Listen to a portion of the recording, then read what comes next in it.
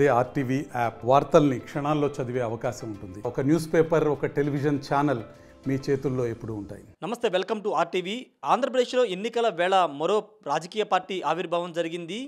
Retired IAS అధికారి విజయ్ కుమార్ ఆధ్వర్యంలో liberation Congress పేరుతో కొత్త పార్టీని ఆయన ఏర్పాటు చేశారు. ప్రస్తుతం విజయ్ కుమార్ మనతో ఉన్నారు, మాట్లాడదాం. ఎందుకు పార్టీ పెట్టారు, పార్టీ విధి విధానాలు ఏంటి, రాబోయే ఎన్నికల్లో పోటీ చేస్తుందో అభ్యర్థులకు సంబంధించి అన్ని వివరాలతో మాట్లాడి తెలుసుకుందాం.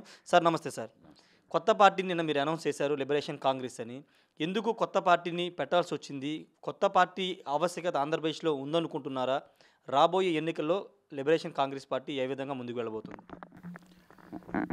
ఆంధ్రప్రదేశ్ రాష్ట్రంలో అధిక జనులుగా ఉన్నటువంటి ఎస్సీ, ఎస్టీ, ఓబీసీ, మైనారిటీ, అలాగే ఓసీలో ఉన్నటువంటి పేదలకు ఎన్నో సంవత్సరాలుగా జరుగుతున్నటువంటి అణిచివేత కానీ, దోపిడీ కానీ, వాటి నుండి విముక్తి కలిగించడం అనేటువంటి విషయంలో ఇప్పుడున్నటువంటి పార్టీలు పూర్తిగా విఫలమైనటువంటి విషయాన్ని మనకి క్షేత్రస్థాయిలో వారు జీవించే విధానం కానీ, వారికి ఉన్నటువంటి వసతులు కానీ, సౌకర్యాలు కానీ చూస్తుంటే స్పష్టంగా కనిపిస్తూ ఉంది.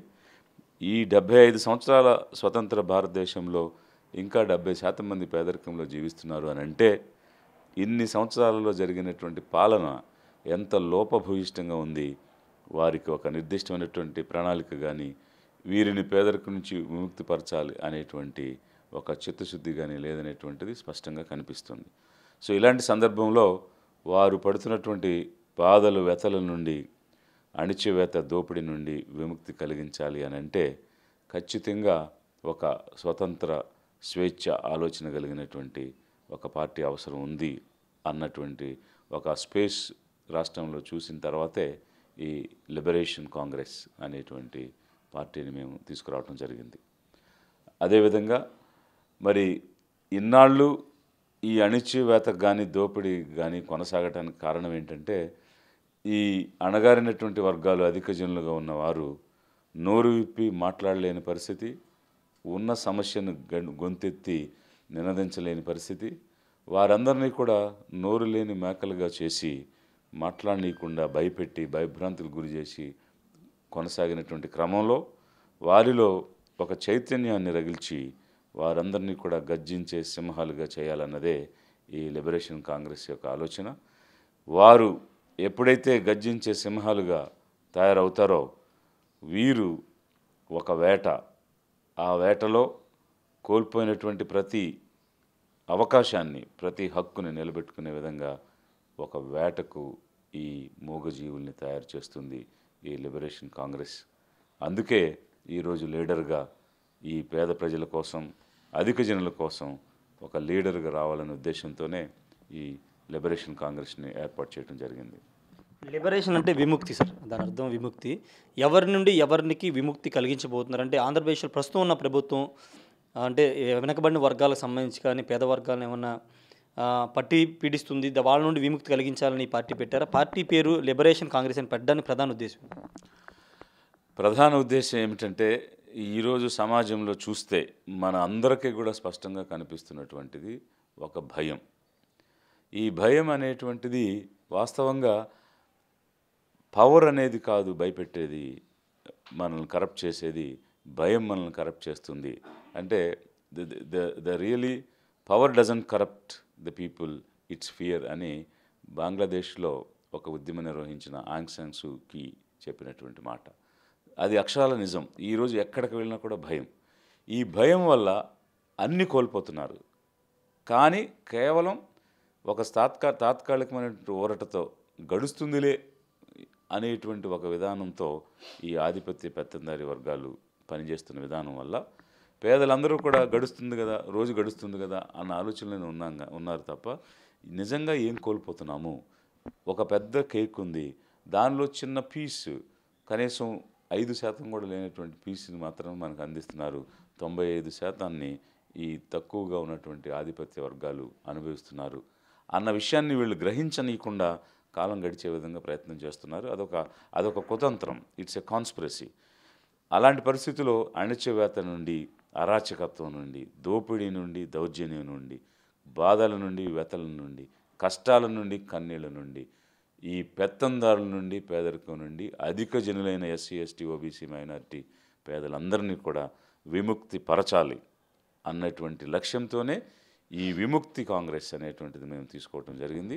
అందుకనే లిబరేషన్ అనేది అన్ని రూపాలలో లిబరేషన్ రావాలి, అన్ని బాధల్లో నుంచి లిబరేషన్ రావాలి, స్వేచ్ఛాయుత ప్రపంచంలోకి అడుగు పెట్టాలి. అలా స్వేచ్ఛాయుత ప్రపంచంలోకి ముందుకు తీసుకువెళ్ళాలనే ఈ లిబరేషన్ కాంగ్రెస్ని తీసుకురావడం జరిగింది. మీ పెట్టిన party liberation Congress party, LCP, అంటే వైసీపీకి చాలా దగ్గరగా ఉంది. ఎందుకంటే ఆ పేరు వచ్చేలాగా వ్యూహాత్మకంగా పెట్టారా, లేకపోతే అది ప్రజల నుంచి వచ్చిన ఆలోచన? అది ఇప్పుడు మీరు చెప్పే వరకు నేను దాన్ని అనుకోలేదు. అది వైఎస్ఆర్సీపీ కదా, సాధారణంగా అనడానికి లేదు. ఎందుకంటే వాళ్ళ పార్టీ పేరే వైఎస్ఆర్సీపీ. ఒకవేళ బయట వాళ్ళు ఎవరన్నా అనుంటే అని ఉండొచ్చేమో, బట్ అది యాక్చువల్గా అప్రస్తుతం. ఎందుకనంటే లిబరేషన్ అనేటువంటిది మేము అనేకమైనటువంటి ఫ్యాన్సీ వర్డ్స్ తోటి, ఫ్యాన్సీ పదాలతోటి వెళ్ళాలి, 4-5 రకాల పదాలు పెట్టుకోవాలని మేము అనుకోలేదు. ఈరోజు అమెరికాలో ఉన్న పార్టీ డెమోక్రటిక్ రిపబ్లిక్ పార్టీ, ఇంగ్లాండ్లో ఉన్న పార్టీ లేబర్ కన్జర్వేటివ్, ఇలా ఎంతో ప్రాచుర్యం పొంది ఎంతో అభివృద్ధి చెందినటువంటి ప్రదేశాల్లో ఉన్నటువంటివి చాలా ఒక సింప్లెస్ట్ వర్డ్ తోటి ఒక పెద్ద అర్థాన్ని కన్వే చేయగలిగినటువంటి, ఒక నిగూఢమైనటువంటి, ఒక అర్థంతో కలిగినటువంటి ఒక పెద్ద పదాన్ని మేము ఎంచుకోవాలని ఎంతో పరిశోధన చేసితే అప్పుడు మాకు ఈ పదం దొరికింది. అందువల్ల చాలా సింపుల్గా జనంలోకి వెళ్ళాలి, అది జనం యొక్క జీవితాన్ని మార్చగలగాలి, జనం జీవితాన్ని మార్చడానికి ఒక లక్ష్యం కావాలి, అది ఒక ఆశయంగా మారాలి. అది ఒకరికి కాదు, ఆ బాధలో ఉన్న ప్రతి వ్యక్తికి, ఆ కష్టంలో ఉన్న ప్రతి వ్యక్తికి, ఆ అణిచివేతలో అణగారిపోతున్న ప్రతి వ్యక్తికి అది ఆశయంగా రావాలి, అది ఒక లక్ష్యంగా ఏర్పడాలి అని ఎంతో పరిశోధించి ఈ యొక్క లిబరేషన్ అనేటువంటి వర్డ్ని మేము ఎంచుకోవడం జరిగింది. దానికోసం చరిత్రను ఎంతో చూసాము. మన 2000 సంవత్సరాల చరిత్రను చూసుకుంటూ వచ్చాము. అది ఒక్క భారతదేశ చరిత్రే కాదు, మిగిలినటువంటి ప్రపంచ చరిత్రలో ఉన్న అనేక నాగరికతలను చూసిన తర్వాతే ఈ పదాన్ని మేము ఎంచుకోవడం జరిగింది. బయట ఒక ప్రచారం జరుగుతుంది, మీరు వైసీపీలో సీటు అడిగారు, సీటు అడిగితే అక్కడ ఇవ్వకపోవడంతో మీరు సొంత పార్టీ పెట్టారు, ఈ పాదయాత్ర కూడా చేసి పార్టీ పెట్టారు, ఒక ప్రచారం జరుగుతుంది. ఏం చెప్తారు దానికి? అది పూర్తిగా అవాస్తవం. ఎందుకనంటే సీటు ఒకటి కాదు, ఎక్కడ అవకాశం ఉంటే అక్కడ ఇచ్చేటువంటి పరిస్థితి, అంటే ఈ ప్లేస్ కూడా చూజ్ చేసుకునే అంత చాయిస్ ఉన్నటువంటి అవకాశం నాకు ఉంది. అంటే నేను అన్ని వివరాలు 4 గోళ్ల మధ్య జరిగిన విషయాలు నేను బహిరంగంగా మాట్లాడను, కానీ నాకు ఒక సీటే కాదు, ఒక ప్లేస్ కూడా నేను చూజ్ చేసుకుంటే దొరికే అవకాశం ఉన్నది. అది ఇప్పుడున్నటువంటి 2 పార్టీల నుంచి కూడా ఆ రకమైనటువంటి సంకేతాలు నాకు ఉన్నాయి. కానీ ఇప్పుడు కాదు, 6 నెలల క్రితం నుంచి ఉన్నాయి. అలాంటి సందర్భంలో 1 సంవత్సరం క్రితం నుంచి ఉన్నటువంటిది 6 నెలల క్రితం స్పష్టంగా వచ్చినటువంటి సంకేతాలు ఉన్నప్పుడు కూడా, అంత స్పష్టమైన సంకేతాలు నాకు ఉన్నప్పుడే నేను యాత్రను మొదలుపెట్టాను. సో నేను నిన్న లాంచింగ్లో కూడా చాలా స్పష్టంగా చెప్పాను, ఒక పదవి కోసమో ఒక అంతస్తు కోసమో అయితే నాకు ఈ యాత్ర చేయాల్సిన అవసరం లేదు, ఒక లిబరేషన్ కాంగ్రెస్ని కూడా ఏర్పాటు చేయాల్సిన అవసరం లేదు. అది చాలా సింపుల్గా వ్యక్తిగతంగా నాకు సర్వీస్ అయిన వెంటనే దాన్ని పొడిగించారంటేనే అవకాశాలు వస్తాయా రావా అని చెప్పడానికి అంతకుమించి నిదర్శనం ఏముంది? ఇచ్చిన అవకాశాన్ని నాకు దయించి రిలీవ్ చేయండి అని నేను బ్రతిమలాడుకుని బయటకు రావాల్సిన పరిస్థితి వచ్చాను. సార్, మీ పోరాటం లిబరేషన్ కాంగ్రెస్ పోరాటం వైసీపీ మీద, టీడీపీ మీద, ఏ పార్టీ మీద? ప్రస్తుతం అధికారంలో వైసీపీ ఉంది, పూర్తి స్థాయిలో ప్రజలకి న్యాయం జరగట్లేదని మీరు చెప్తున్నారు. మీ ఫైట్ ఏ పార్టీ మీద ఉండబోతుంది? సాధారణంగా ఎవరు అధికారంలో ఉన్నారో వారిని ప్రశ్నించటం, విధి విధానాలను వైపు నినదించటం, దాని ప్రశ్నలు సంధించడం అనేది సాధారణంగా జరుగుద్ది. అయితే అదే సమయంలో ప్రతిపక్షంలో ఉన్నవారు అధికారంలోకి రావాలి అని అనుకుంటున్నప్పుడు మీరు వస్తే ఏం చేస్తారు? ఇప్పుడు జరుగుతున్నటువంటి అణిచివేతకి, ఇప్పుడు జరుగుతున్నటువంటి గొంతు నొక్కేటువంటి కార్యక్రమాలకి మీరు వస్తే ఏం చేస్తారు? మీరు గతంలో ఇలా చేసిన వారే కదా. కాబట్టి ఏ విధంగా మీరు భిన్నంగా ఉన్నారు? ఏ విధంగా మీరు భిన్నంగా లేరు? ఈ అధిక జనులైన ఎస్సీ, ఎస్టీ, ఓబీసీ మైనారిటీల విషయంలో ఒకే రకమైనటువంటి రీతిలో మీరు అణిచివేత అనేటువంటిది, దోపిడీ అనేటువంటిది జరుగుతున్నటువంటి క్రమంలో మీరు వచ్చినా కూడా ఇలాంటిదే కొనసాగుతుంది. కాబట్టి మేము తప్పకుండా ప్రశ్నిస్తాము. ఇన్నాళ్ళు ఈ పేదల తరపున మాట్లాడే నాయకుడు లేడు. ఈరోజు ఒక లీడర్ వచ్చాడు. అది ఏ పార్టీ అయినా సరే ప్రశ్నిస్తుంది, వారు చేసినటువంటి తప్పులను ఎత్తి చూపుతుంది, వారి విధానాలలో ఉన్నటువంటి లోపాలను ఎండగడుతుంది. అంతేకాకుండా ఈ అధిక జనులు కోల్పోయినటువంటి ప్రతి అవకాశాన్ని, ఆస్తిని లాక్కోవడానికి వీరు సింహాలుగా వేటకు సిద్ధమవుతున్నారు. ఆ వేటకు మేము తయారు చేస్తాము. మీరు కూడా వేటకు సిద్ధంగా ఉండండి అని తెలియజేస్తున్నాను. ఉన్న ముఖ్యమంత్రి జగన్మోహన్ రెడ్డి విధానాలు మీద మీరేం స్పందిస్తారు? ఎస్సీ ఎస్టీలకి సరైన న్యాయం జగన్ చేయలేకపోతున్నారంటే? చాలా స్పష్టంగా నేను చెప్పాను. ఎస్సీ ఎస్టీ ఓబీసీ మైనారిటీల కోసం రాజ్యాంగం ఆర్టికల్ 15, 4, 15, 5, 16, 4, 29, 30లో ఈ ఓబీసీల కోసం చేయమని, ఆ బీసీల్లో ఉన్న ఎస్సీ ఎస్టీ ఓబీసీలు కానీ మైనారిటీలు కానీ రాజ్యాంగం యొక్క పదజాలం బ్యాక్వర్డ్ క్లాసెస్ అంటే ఎస్సీ ఎస్టీ ఓబీసీ అలాగే మైనారిటీస్ ప్రత్యేక చట్టాలు తెమ్మంది, ప్రత్యేక రాయితీలు ఇమ్మంది, ప్రత్యేక అవకాశాలు తెమ్మంది.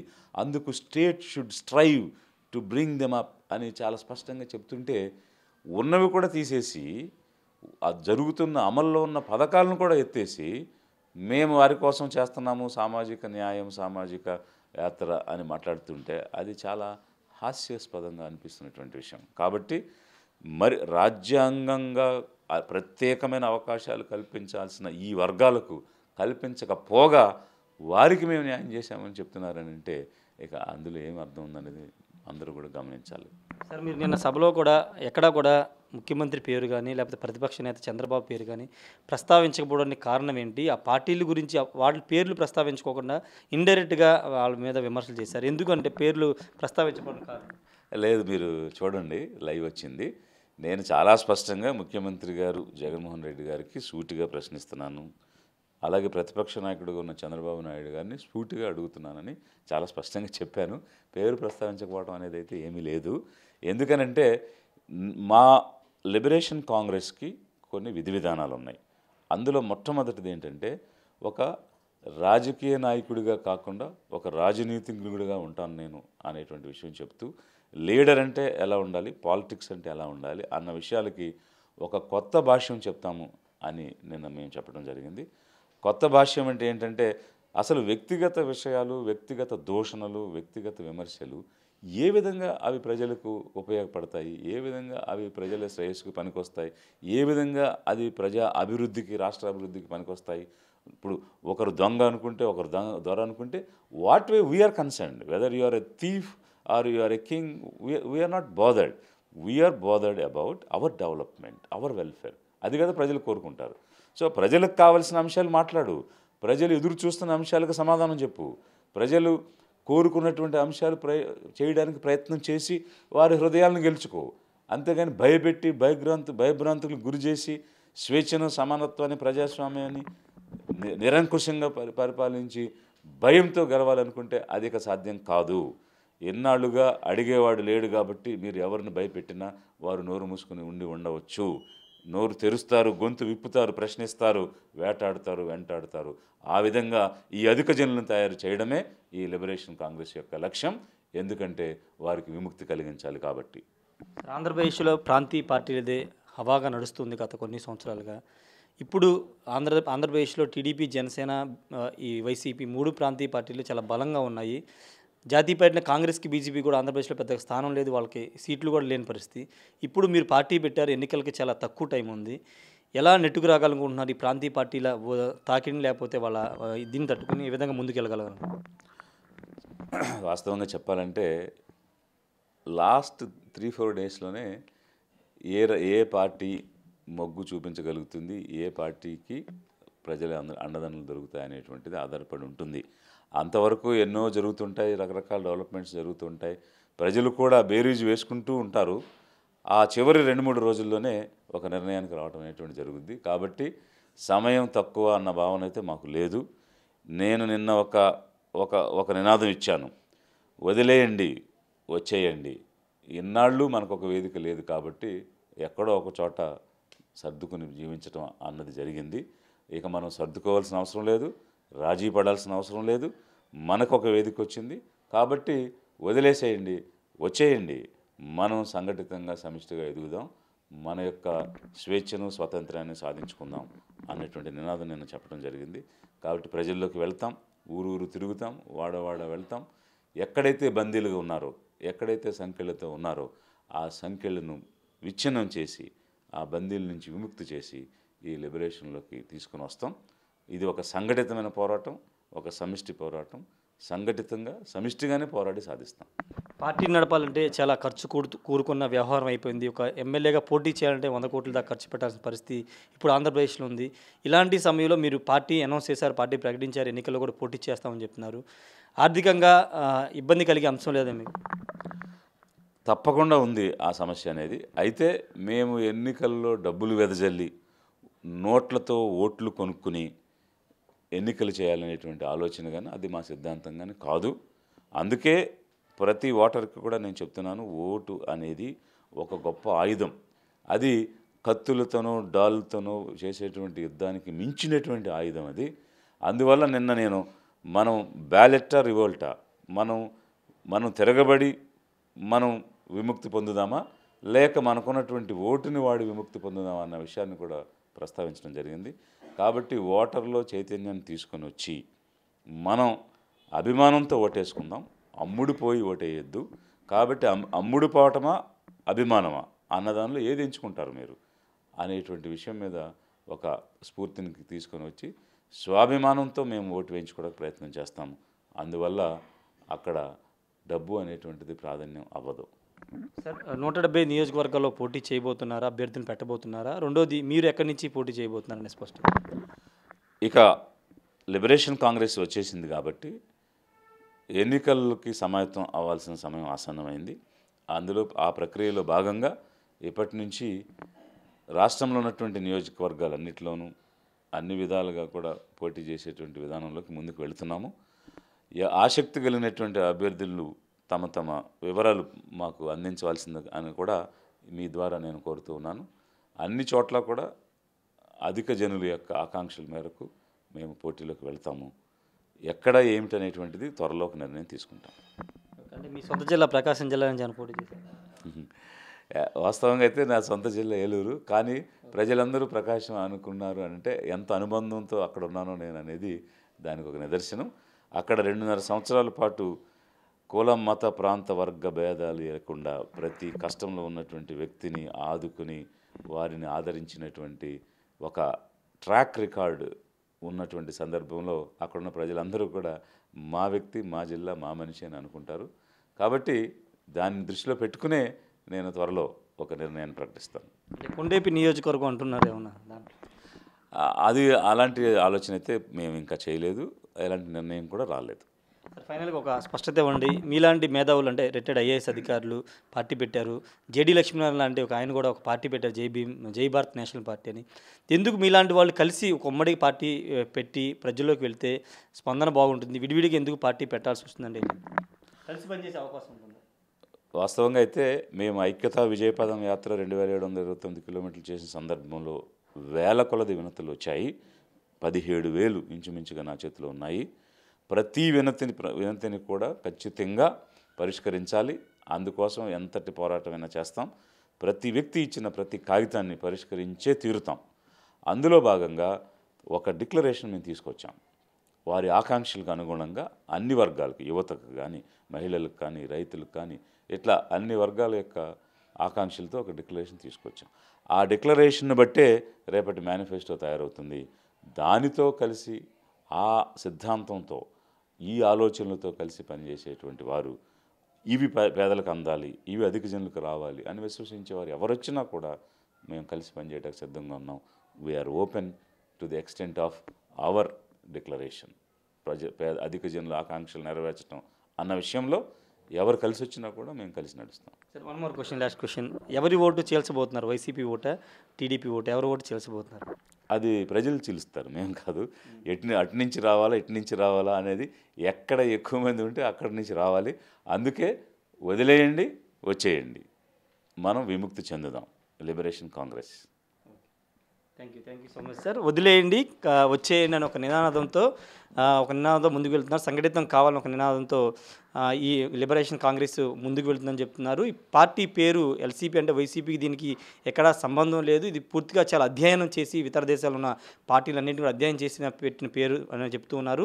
పోటీకి సంబంధించి త్వరలోనే ఒక స్పష్టత వస్తుందని చెప్తున్నారు. 175 నియోజకవర్గాల్లో ఖచ్చితంగా లిబరేషన్ కాంగ్రెస్ పోటీ చేస్తుంది. ఎవరి ఓటు చీల్చడం అనేది ప్రజలు నిర్ణయిస్తారని చెప్తున్నారు. జేడీ లక్ష్మీనారాయణ లాంటి వాళ్ళు అంటే భావ సారూప్యత కలిసి విధానాలు నచ్చితే కలిసి అందరూ కలిసి పనిచేయడానికి సిద్ధంగా ఉన్నామని చెప్తున్నారు. ఏదేమన్నా ప్రస్తుతం లిబరేషన్ కాంగ్రెస్ పార్టీ నిన్నే అనౌన్స్ చేశారు. రాబోయే రోజుల్లో పూర్తి స్థాయిలో ప్రజలకు వెళ్ళబోతున్నారు. 175 నియోజకవర్గాలు పర్యటించి అభ్యర్థిని కూడా ఖరారు చేసే అవకాశం అయితే కనబడుతుంది. కెమెరా పర్సన్ నానితో రాజేష్ RTV తాడేపల్లి నుండి. మరిన్ని వీడియోస్ కోసం ఛానల్ ని సబ్స్క్రైబ్ చేయండి. లేటెస్ట్ అప్డేట్స్ కోసం వాట్సాప్ ఛానల్ ని ఫాలో చేయండి. అండ్ లింక్ డిస్క్రిప్షన్ లో ఉంది.